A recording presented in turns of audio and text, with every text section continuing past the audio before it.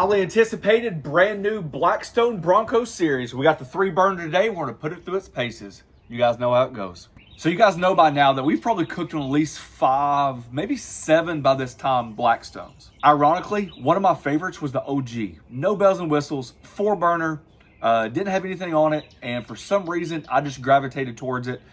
Held heat well, and it was more even than the others, let's put it that way. So why are we here today? Because the one we bought, I bought this griddle, has tons of bells and whistles. Not only does it have tons of bells and whistles, it has a new technology that I'm super excited to show you guys about. But before we get into that technology, let's start from the ground up like we do all of our reviews. We have 4 locking and swivel caster wheels. Amen, preach, absolutely love that. Already off to a good start. Why? Because we move our griddles around the deck so much that it just makes it so much easier to move. And I know a lot of people have commented that they move their griddle out quite a bit, whether they store it in the garage or on their back patio. So we're gonna open up the cabinet model, working our way up. Little magnetic holder right there, so there's your propane tank. And there's a shelf. I had trouble getting the shelf on. Honestly, it's not a big deal. The one thing I learned from Kip Chef is a lot of times the reason why these manufacturers will put something there, it blocks another propane tank from going in. It's kind of like a no-no. You shouldn't have 2 propane tanks. So most manufacturers will put something there to block it. The easiest way to do that is a cheap shelf. And I don't know if my shelf was warped or the lines just don't add up, but it matters zero to me at all. I don't ever use shelves anyways. If you notice, we have a little extra hardware. That is because there's a battery operation ignition that you install right here that these cords attach to. And that's important because that's going to run your independent burners. On the left or right, depends on how you install it. They have the options for both. So somebody's going to say, oh, your paper towel's on the wrong side because I saw it on somebody else's. It gives you the option to do both. So you have your paper towel holder here. It's spring loaded. You just lock it back. Same thing with your trash can liner over here. You just simply raise it up and then raise it down. This came standard with this model. It's almost like maybe a new idea that they have, but it's a little shelf that just locks in. It reminds me of the pop and lock from Traeger. So you just put it there at an angle, set it down, and there you go. So you can put your water bottles, your seasonings, cold brewski, whatever you got in there, it can hold it. And on this side of the shelf, you have 3 accessory hooks. You can hang whatever you want to on there. Over here, you have a magnetic strip. You can do your bench scraper. You can do your spatula. It also has 3 accessory hooks right here, and you can do the same thing you did on the other side. You guys know I get excited about shelves. So the good news is, since it's a cabinet model, both shelves fold down.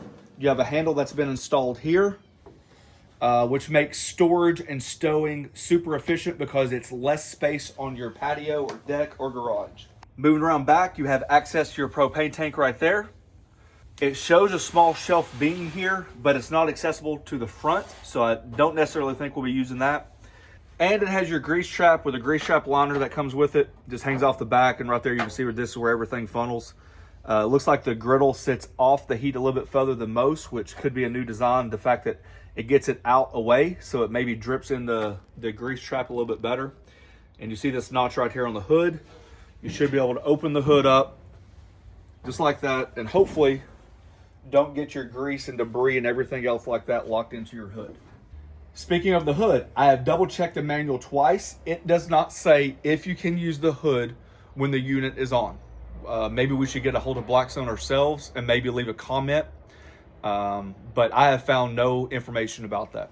So when you open the hood up, you can see right here it's got the protective bars, kind of keep it from warping, but they don't extend all the way out, which is fine. And my guess is, without even knowing, that maybe it's the idea, like if you want to melt some cheese, you can throw it on there when your griddle's calming down on low.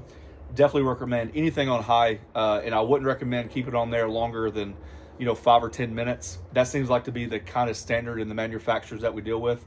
But I'll double check, and we'll get a phone call to Blackstone just to get some reassurance about the lid, because I know a lot of people like using the lid as a dome. And this is why we're here. Super excited to show you. But first, I think the looks, I think they've absolutely knocked it out of the park. The Bronco series, love the color, love the design. I just think it looks fantastic. I think the last one they came out with forged look phenomenal. I think they've done a good job the last few years with the outside looking, really cool. But we all know that looks don't matter. I mean, It's all about the ocean of motion, you know? It's all about the guts, you know, the inner parts. And that's why I'm super excited. So this has the omnivore griddle top. And we'll see. I don't know until we get there, but we're going to see. So I want to take this griddle off completely. I got to be careful because it's got the lid attached. And then I'll show you really quick. And this is exactly why we're here. This is why it's on the back porch. This is a completely different system I've ever seen from Blackstone. I don't know if it's going to be their new way going forward, but this is definitely doing the idea of how they run their burners. Typically, they would just have a straight tube burner. We've seen Halo come out with a different design. And like I said, we've seen Traeger come out with different designs. So for Blackstone to be doing this is super exciting for me. The idea for the flames, let's turn one on, I can show you, is the flames goes 360 degrees around this silver piece, and you just turn it on like you would most, press the igniter button, and there we go. So how low will it go? No idea. How hot it gets? No idea. You can see the flame. And I guess the idea for this is the fact it's the same tubular system, but it spreads out the flame, so maybe we get a little bit more even heating, and that's what I'm about right there. It's pretty cool. As many griddles we go through, it's the small things that make you happy. This is magnetic, which is really nice. I hate when people glue it completely on and you spend 45 minutes trying to, you know, get a sticker off. So pretty cool by them. Everything's magnetic. Just take them off and you should be good to go. In my first video of how to season a brand new Blackstone griddle, it was not the omnivore griddle top. So what I do, I always like to rub my hand even before we clean it, just to check to make sure there's no like really crazy high spots or anything like that. And this thing is actually extremely smooth, which is what my other Omni griddle top was. So there's no reason to sand it down. You don't have to use a grill brick. You don't have sandpaper, nothing. One thing we learned about the Traeger, even though it was rough to start with, we found like over time it actually benefited us because I feel like it's a whole story. But I don't feel anything crazy on this. So all we're going to do is soap and water and get this thing seasoned up.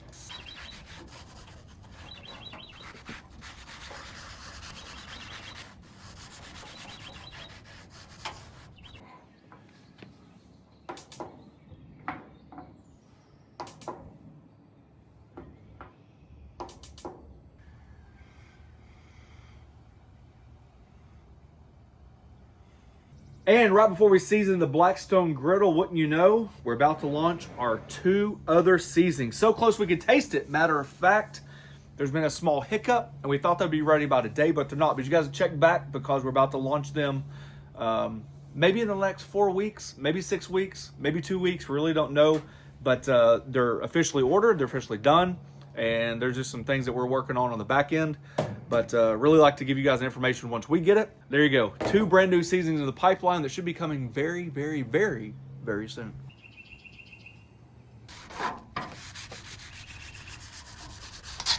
All right, it's all seasoned up. So everything's been cooled down. It's been a couple hours. So now I'm just going to crank it back up and we're going to go to low. Give it a 10-minute preheat time. And then we'll check the temperatures and put the bread down on there for the bread test. While it's heating up, I just want to go over measurements. I know we get a lot of people asking for measurements. So I'm just going to hook on to the side shelf. It looks like it's 57 3/4 inches. So if you go a little bit further, maybe add 1 inch to 2 inches for that for your accessory hooks. You actually have the option. You put these together yourself when you put the griddle together. So for some reason, the accessory hooks were not for you. You don't have to put them on there. You can skip that step.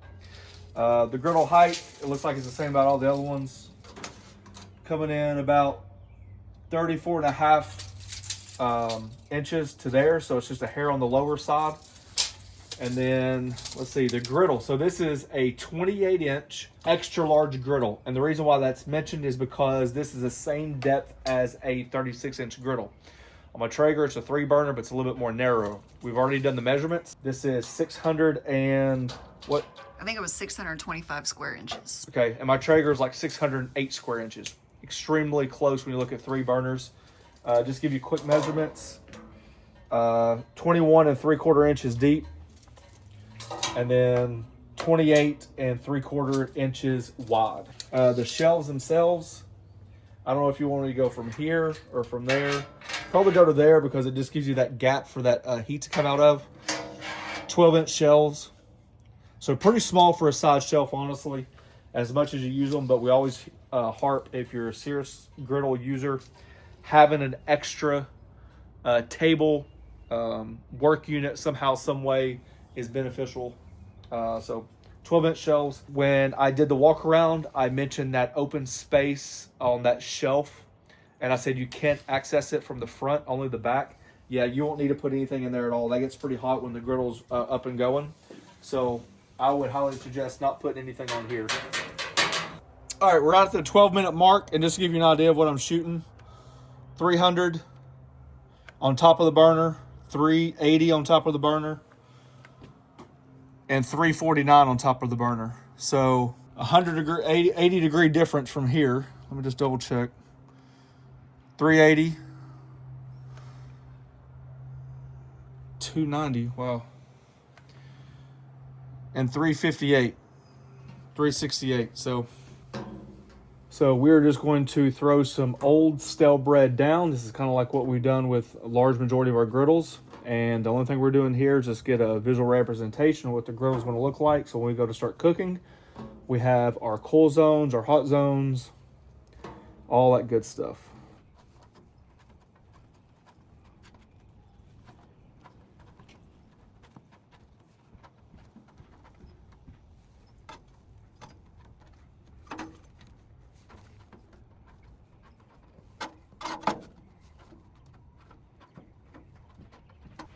Which is a pretty good mirror of what we saw when we were seasoning. We noticed that the edges definitely I'm not talking about these edges. I'm talking about on the griddle themselves.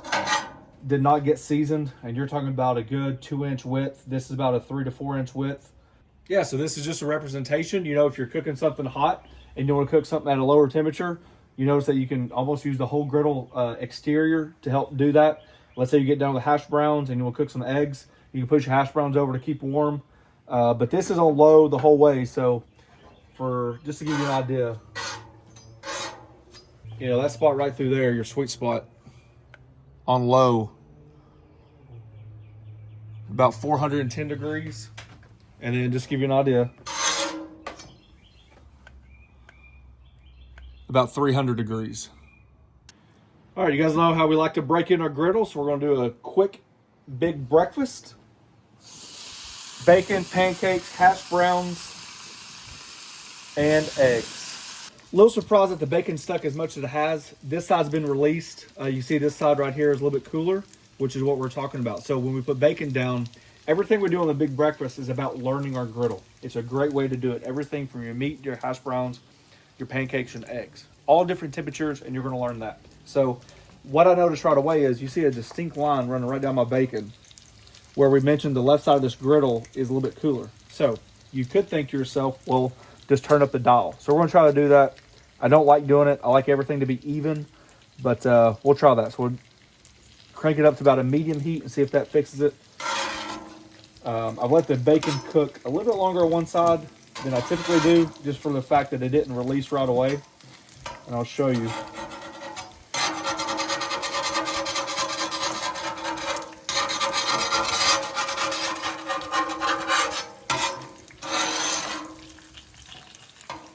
I finished cooking the bacon. Remember turning that eye right there up to like a medium.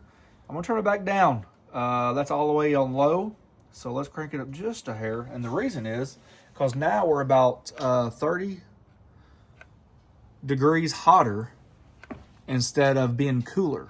So maybe it's not a bad burner. Maybe it's just a little finicky, but that's all the part learning a new griddle. So we'll keep an eye on that and adjust the dial to where I can get comfortable with everything being equal. I like an equal griddle when it comes to temperatures, so that way I can control the temperatures, not the griddle. And I like doing that. So that's just my personal preference. It's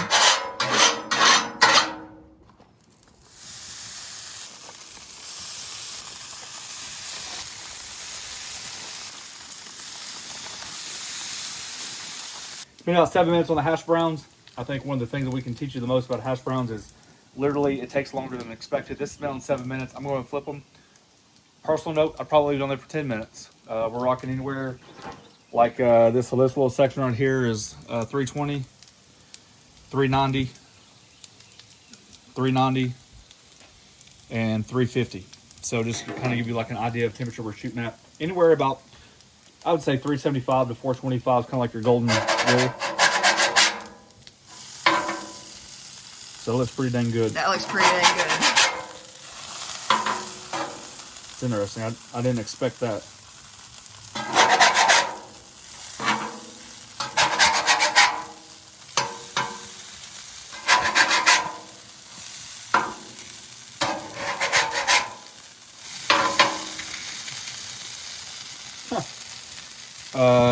I didn't expect that one because that should line up with that burner. But there you go.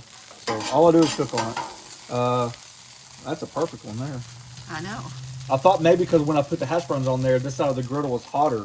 Remember, because I told you how to turn it down. But if that's the case, then in theory, that should have looked like that. But it doesn't. Next up, the pancake. So this burner is rising. It's about 360 degrees. It's about 370. This is about 360. So we're getting closer. Like I said, it just takes time to learn your burners. Good old buttermilk homemade pancakes. This recipe is on theflattopking.com. Even more than the bread test, I really think this is a better representation of what your griddle should do, because I feel like that wet batter spreads. Sometimes bread can have like valleys, you know, how it gets hard, soft, and all that other stuff. I think pancakes is the best way to do it. But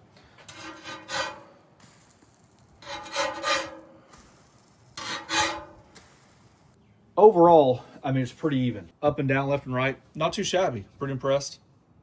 Alrighty, everything's back on low. I'm shooting about 340 on the left side, 350, 408, and about 370.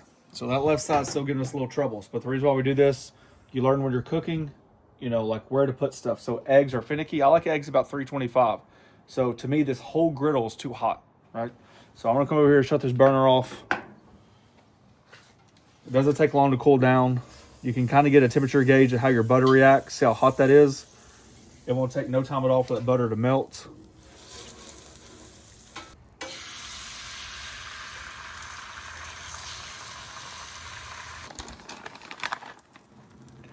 A little shredded cheese. Oh, we're doing... A little crunched up bacon for my daughter. No, this ain't for you.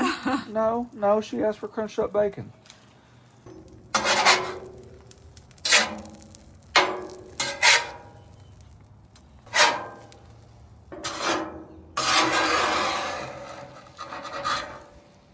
See how much cooler that butter reacts? That's about the temp I'm looking for. Now look at that line right there. So that left side of the griddle is pretty cool. You see how it foams up on this side? You're getting that retention from, you're getting that bleed over from the middle part of the burner.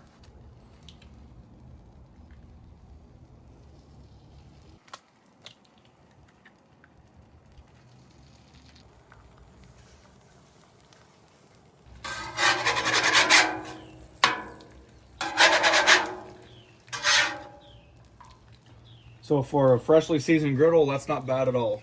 All right, guys, there you go. There is the new Bronco series by Blackstone. I was super excited about that new burner system inside of it. That left side gives us a little bit of a problem, but hopefully we can get that fixed. Or I really don't think it's a make it or break it. It's just part of griddle cooking. You got to learn your zones. Other than that, I think there's a lot of things to like. Like I said, I think the color combination is fantastic. I love the fact that it's four-caster swivel wheels. The side shells, as I mentioned, folds down. Very, very limited space on your back porch or deck. And then other than that, it's lightweight, a little bit lighter weight than I expected, but it's super easy to move because of that. We will be giving reports as we get information from Blackstone about the left side of the burner. And I'll follow up that question with, can you cook with the hood down, or how long can you cook with the hood down, what temperature you can. So hopefully we can leave those comments either in the description or in the comments section, or check back on another video and we'll have that information as soon as we get it. That's about it. So looking forward to cook on it. You guys know that our first cook is typically a cheesesteak style, so our brains are already warping about what to do because we've done a lot of them. We might go traditional, we might go crazy. I don't know yet. But as always, you can find us on Instagram, find us on Facebook. There is a join button down below. It's a membership program. Thank each and every one of you for taking time for doing so. Last but not least, thanks for watching. Don't forget to press the subscribe button, pound the notification button, share it with your friends. Peace. Welcome to the back deck. I like it a lot because it's so much smaller, and I have so many things. I know. I was gonna say it is a good size. Yeah, and if you look at the size versus the Traeger, you actually gain space, and the fact I just like it because I have so much stuff going on, right? So my likes and dislikes could be completely different than your likes and dislikes, and that's what we learned about this journey is Just because I preach it doesn't necessarily mean it's a staple for you. But that's why we do these things, because we just try to show you what the griddle can do. See ya.